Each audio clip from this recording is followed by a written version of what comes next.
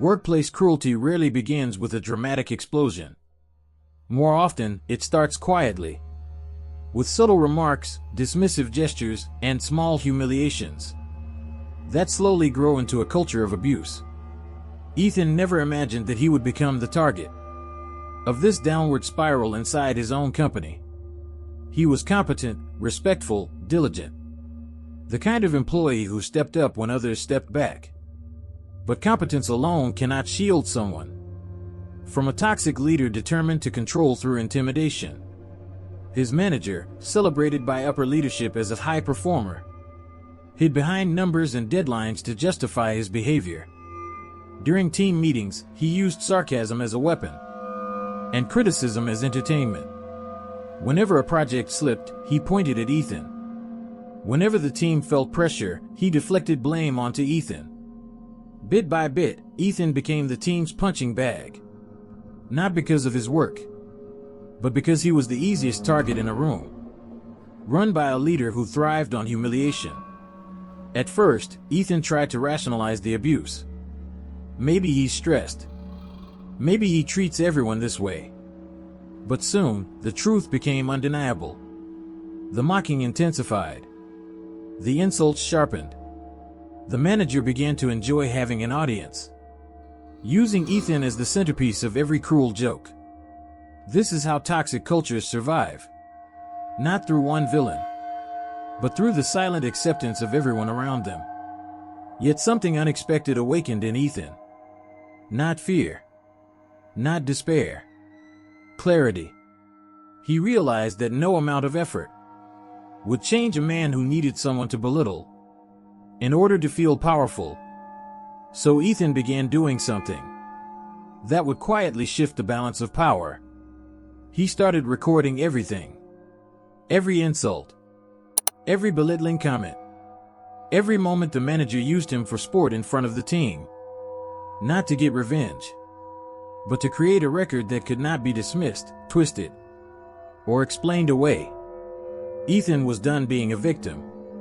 Now he was gathering the truth.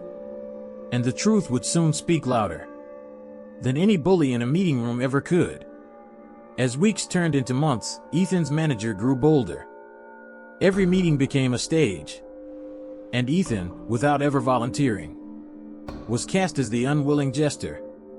The manager treated mockery like a leadership tool. Whenever he felt insecure, he belittled Ethan. Whenever he made a mistake, he redirected attention toward Ethan. Whenever executives were present, he used Ethan as a prop to exaggerate his own competence. It wasn't performance management. It wasn't coaching. It was public humiliation disguised as tough love. He interrupted Ethan mid-sentence, mocking his ideas before he finished them. He exaggerated Ethan's minor errors, while ignoring major mistakes by others. Sometimes he would roll his eyes dramatically, inviting the team to laugh along with him. Other times, he used cold sarcasm designed to sting. Let's dumb it down for Ethan. Try not to mess this one up again. You're lucky we keep you around. Each line felt rehearsed, as if the manager had practiced them in advance, refining his cruelty like an actor preparing for a role. Co-workers noticed, but they didn't intervene. Some were intimidated. Some didn't want to become the next target. Some simply pretended not to see, because silence felt safer than integrity. This is how workplace bullying survives. Through collective fear, shared avoidance, and the unspoken belief that challenging a toxic manager will only destroy your own career. But while the manager's confidence grew, so did Ethan's collection of evidence. He documented every meeting. Audio recordings captured the tone, the cadence, the unmistakable disdain in the manager's voice. Screenshots preserved mocking comments delivered in chat. Timestamped notes tracked patterns of behavior that could no longer be dismissed as miscommunication. Piece by piece, Ethan was assembling a puzzle, one that revealed the ugly truth behind the company's so-called high-performing leader. Because behind every high performer, protected by upper management, there is often a trail of quiet casualties. Employees who lose confidence, who lose opportunities, and sometimes lose their belief in their own professional worth. But Ethan wasn't losing himself. He was preparing.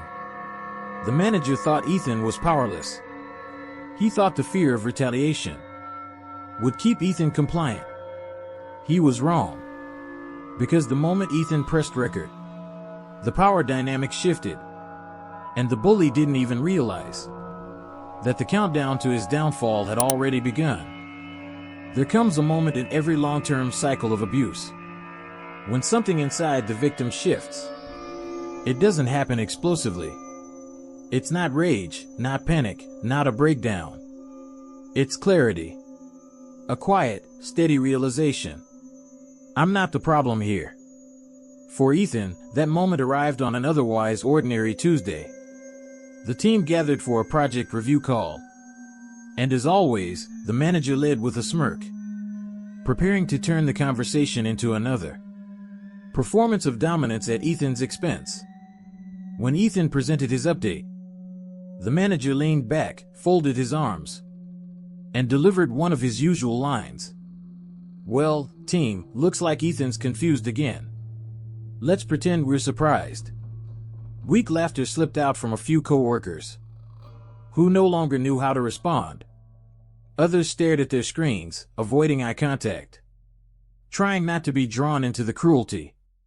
Normally, Ethan would have felt a knot in his stomach. He would have tensed up, shrunk into himself, absorbing the humiliation quietly, and replaying it in his mind long after the meeting ended. But not this time, because hidden on his desk was a small recorder. And for the first time, Ethan was fully aware that the words being spoken were no longer just in the air. They were evidence. Instead of shame, Ethan felt something entirely new. Distance. He wasn't internalizing the attack anymore. He was observing it, like a researcher watching predictable behavior patterns in a failing experiment. The manager's insults didn't feel personal. They felt documented, measured, captured. And with that shift, something powerful happened.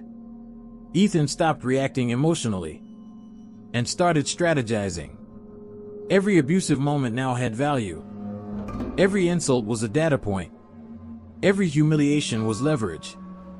The manager kept escalating, but Ethan remained calm, steady, almost analytical.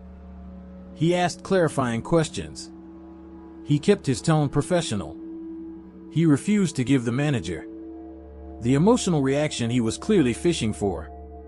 And the manager, sensing the lack of visible pain, became even more vicious. He mistook Ethan's composure for weakness. But in reality, Ethan's calm was the beginning of the end. Bullies rely on silence. They rely on fear. They rely on the victim believing that nothing can be done. Once those beliefs disappear, the bully loses the advantage, without even realizing it. By the end of the meeting, Ethan had achieved something remarkable. He wasn't just surviving the abuse. He was gathering the final pieces of a case that would reshape everything. And as he closed the meeting notes and quietly stopped the recording, he knew the next phase had begun. The truth was no longer trapped in his memory. It was stored, organized, and ready. Soon, it would speak. Over the next several weeks, Ethan transformed his approach from quiet endurance into deliberate documentation. His manager thought the dynamic was unchanged, that Ethan was still the same easy target, absorbing humiliation without resistance. But behind the scenes, everything had shifted. Each meeting became another opportunity for Ethan to capture the truth with unmistakable clarity. Not selective quotes, not vague recollections. Raw audio, word for word, tone for tone. The recordings revealed the manager's sarcasm, his escalating frustration, his condescending jabs designed to humiliate Ethan publicly, and the passive silence of bystanders who didn't dare intervene. Ethan didn't just record insults. He recorded patterns. Moments where the manager took credit for Ethan's work. Moments where he dismissed Ethan's ideas, only to present them as his own days later. Moments where the manager's anger was clearly disproportionate to the issue at hand. This wasn't the story of a difficult boss. This was a timeline of systematic abuse. The more Ethan recorded, the more confident he became. He no longer feared the manager's outbursts, because each insult added another layer to a case that would eventually be undeniable. At home, Ethan created digital folders, labeled with dates, timestamps, and meeting titles. He backed everything up to encrypted drives, ensuring that even if he lost access to his work computer, the evidence would survive. He also kept a written log, descriptions of each incident, the emotional impact the witnesses present, and whether the manager's behavior violated company policy. By now, Ethan wasn't just collecting evidence. He was preparing a formal harassment report, strong enough to withstand any internal challenge. It was the kind of case HR could not bury, the kind they could not dismiss as of communication misunderstanding, the kind that exposed exactly how a protected high performer was poisoning the company culture. Meanwhile, the manager became bolder. Fully convinced Ethan had no fight left in him, he started making jokes before meetings even began. "Oh great, Ethan's here. Everyone behave. Let's hope he doesn't screw up today. You really thought that idea made sense?" His arrogance had made him careless. He believed himself untouchable. He believed Ethan was powerless. But Ethan knew something the manager didn't. Power doesn't always belong to the loudest person in the room. Sometimes, it belongs to the one quietly pressing record. As Ethan finished labeling another week of audio files, he realized that the moment of truth was approaching. He wasn't gathering evidence anymore. He had enough to submit the report twice over. He knew that once HR received what he had, the company would have no choice but to confront the monster they had been protecting. The countdown to exposure had begun, and the manager had no idea that every smug insult he delivered brought him one step closer to his own downfall. Submitting a harassment report is never simple. Some employees hesitate out of fear. Some hesitate out of uncertainty. But Ethan hesitated for a different reason. He wanted his case to be airtight. Not emotional. Not subjective. Unshakable. When the day finally came, he didn't walk into HR empty-handed, with a list of complaints. He walked in with a chronological archive of months of documented abuse. He submitted everything professionally, methodically, without dramatics. Recordings, transcripts, emails, chat logs, witness lists, timestamped notes, policy references. The HR representative expected a standard manager conflict conversation. Instead, Ethan placed a neatly organized drive on the table and said calmly, "Before we begin, I need you to hear this." The first recording played, the manager's voice dripping with sarcasm. "Well, Ethan messed up again. Surprise, surprise." Team laughter followed. Then another insult. Then another. By the second recording, the HR rep stopped taking notes. By the third, she paused the audio entirely. Her expression shifted from polite interest to genuine concern. This isn't coaching," she said softly. "This is targeted harassment." Ethan simply nodded. "There's more." She played the next file. The manager's voice grew sharper, more hostile, more careless. The unmistakable tone of a bully who believed no one was watching. Except someone was. As the recordings continued, the HR rep's demeanor changed from sympathetic to alarmed. She realized that Ethan wasn't presenting one or two incidents. He was presenting a pattern.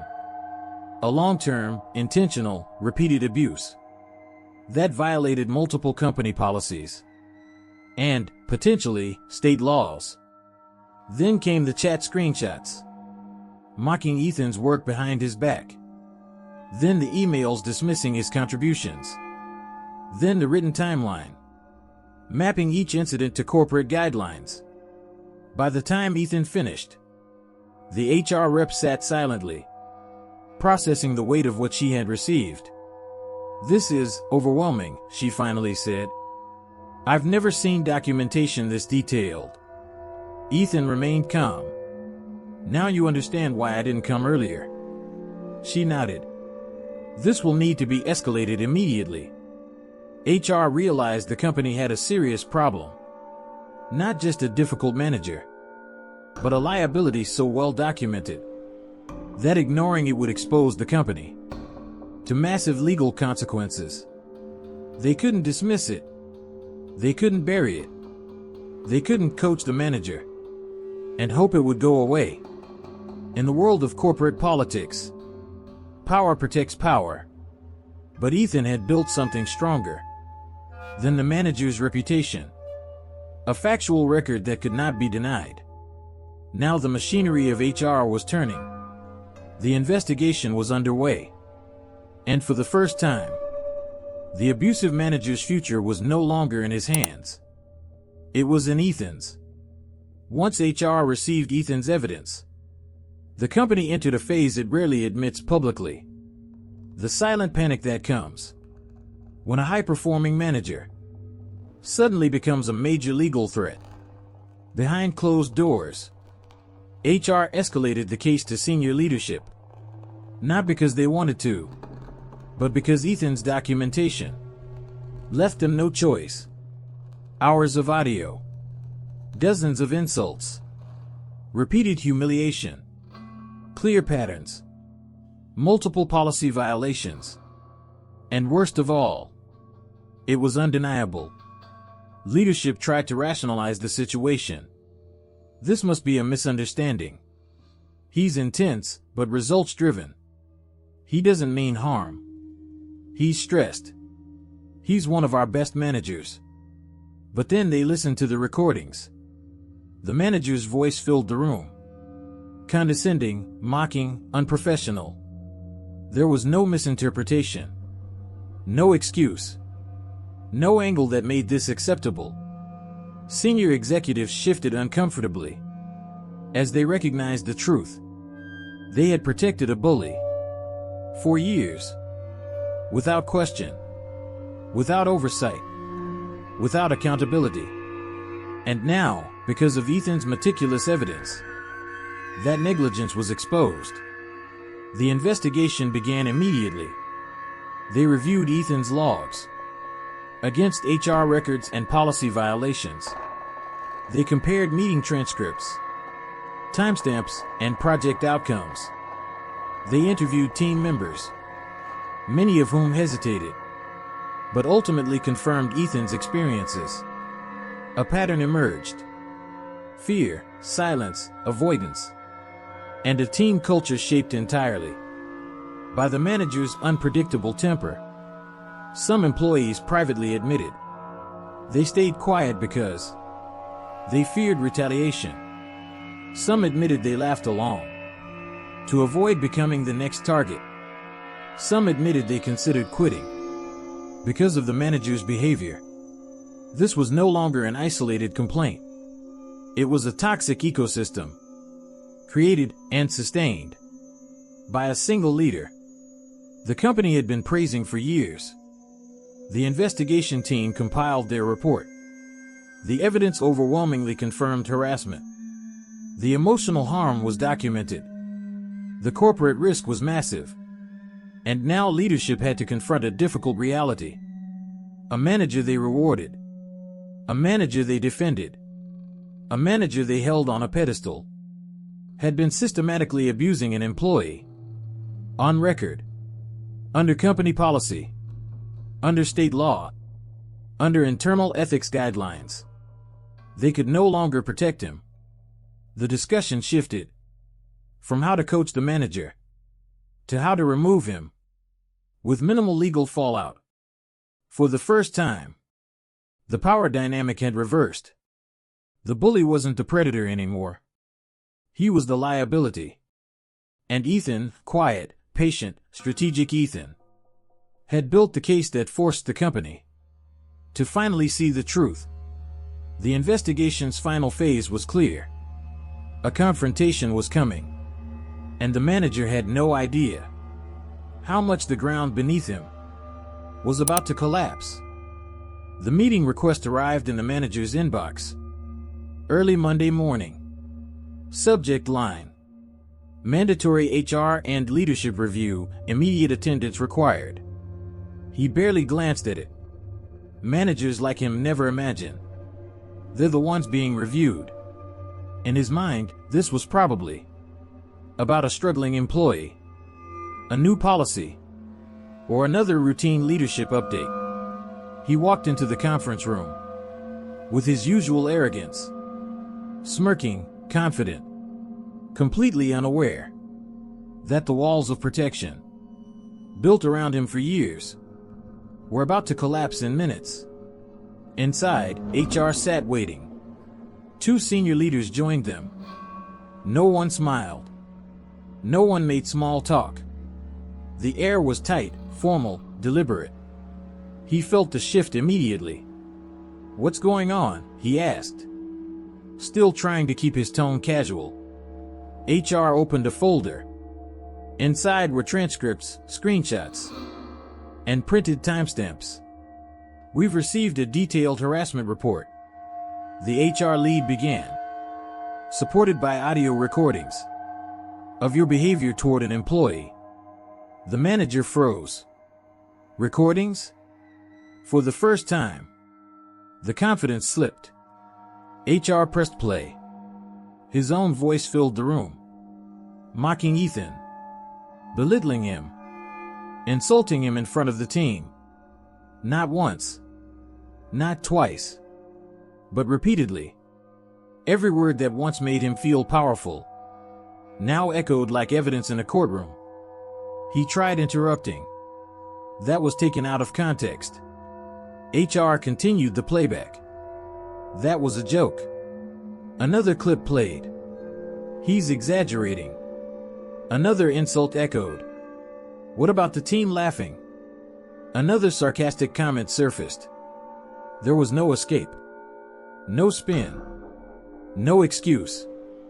Leadership watched quietly, their expressions a mix of disappointment, frustration, and the dawning realization that they had allowed this behavior under their watch. "Do you dispute that this is your voice?" HR asked. Silence. He couldn't. The evidence was irrefutable. His hands trembled. His jaw tightened. He realized, too late, that the man he ridiculed for months had been documenting everything. HR outlined the findings. Multiple policy violations. Sustained harassment. Creation of a hostile work environment. Retaliatory behavior. Abuse of authority. Then came the final blow. Your employment is terminated effective immediately. Just like that. The man who built his identity on dominating others lost every ounce of power in the span of a single meeting. Escorted out. Badge deactivated.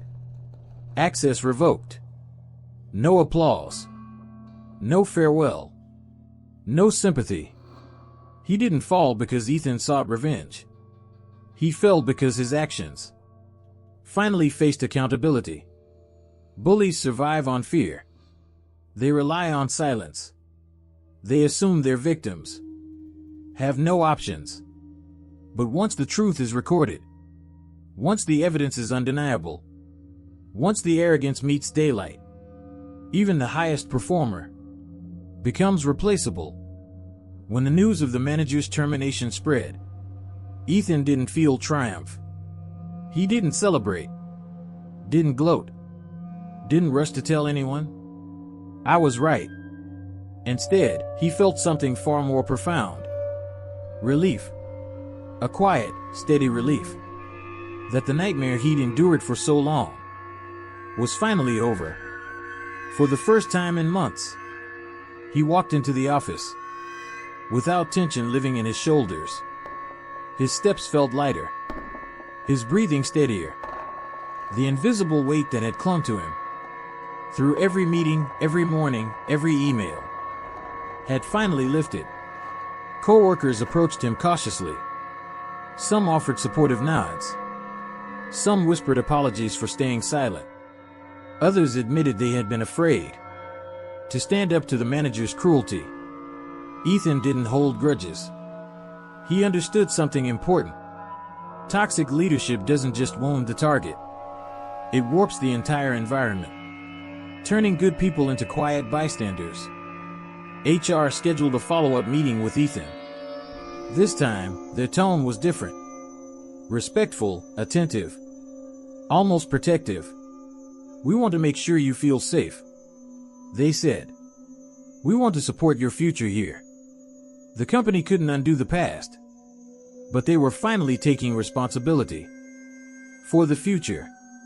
Ethan was offered a new manager, mental health resources, an adjusted workload, guaranteed protection from retaliation, priority consideration for upcoming promotions.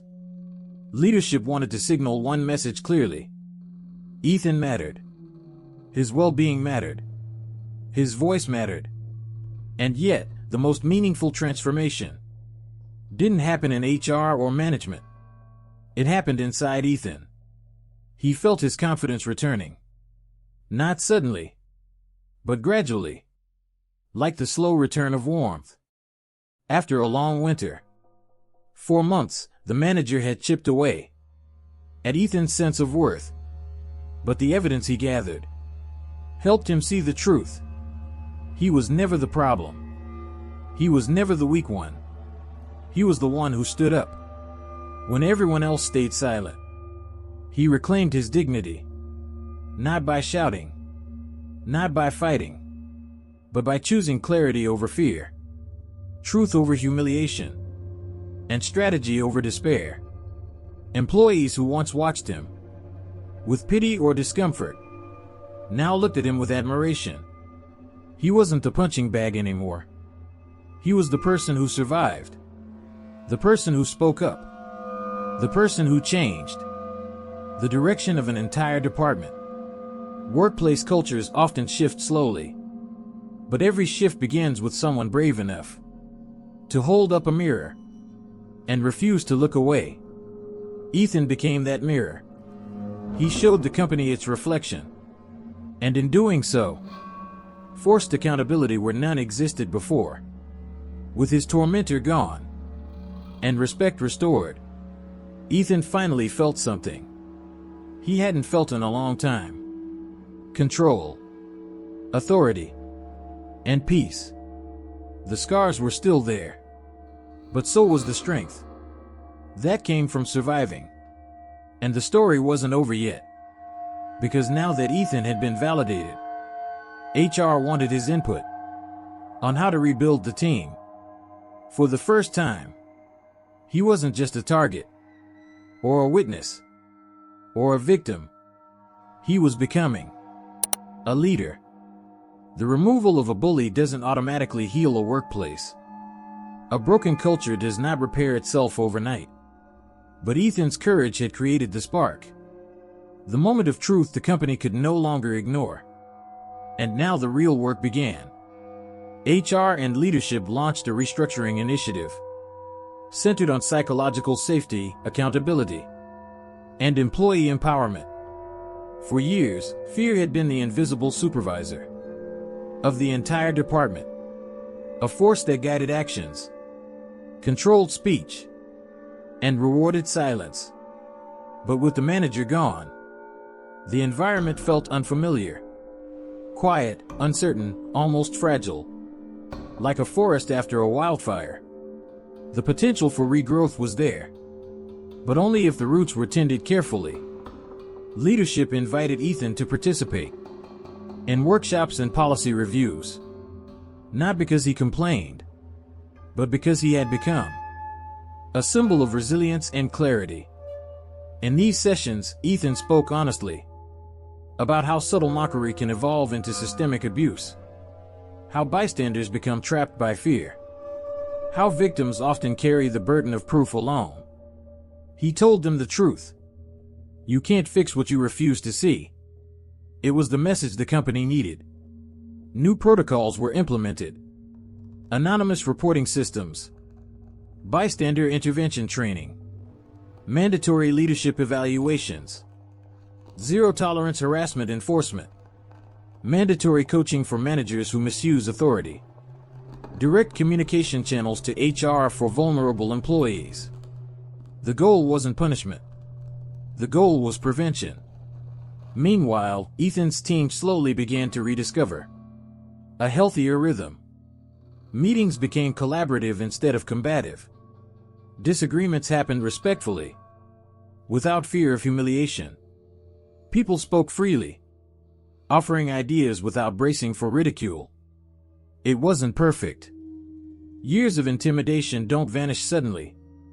But each day, the environment grew a little brighter, a little safer, a little more human.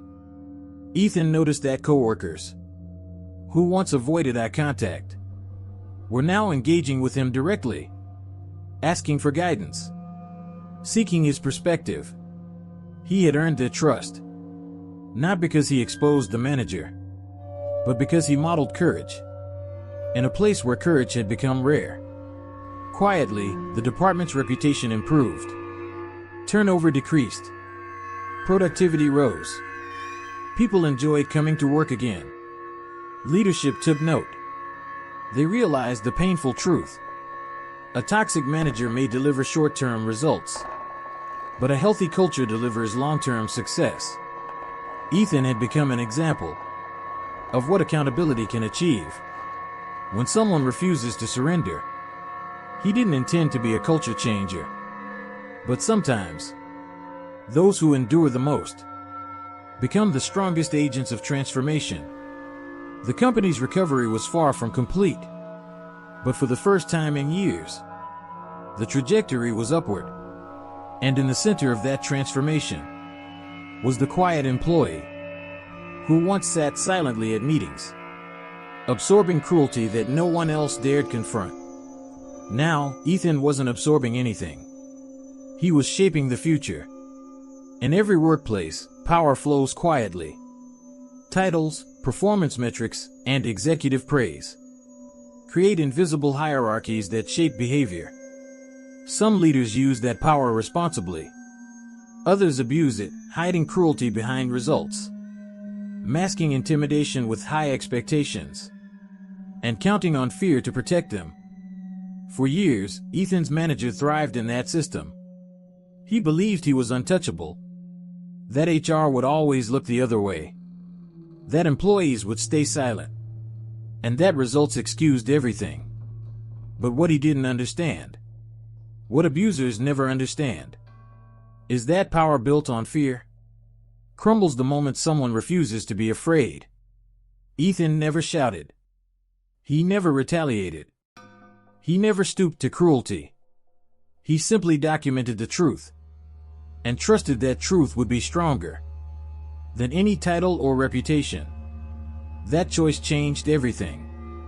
When the company finally confronted its own failure, it wasn't just the manager who fell. It was the entire illusion. That toxic leadership is necessary for high performance. Ethan unintentionally became a lesson in accountability, professionalism, and the strength of quiet resilience. The story didn't end with the manager's removal. It ended with Ethan reclaiming what had been taken from him: his confidence, his dignity, his place in the team, his belief in his own value.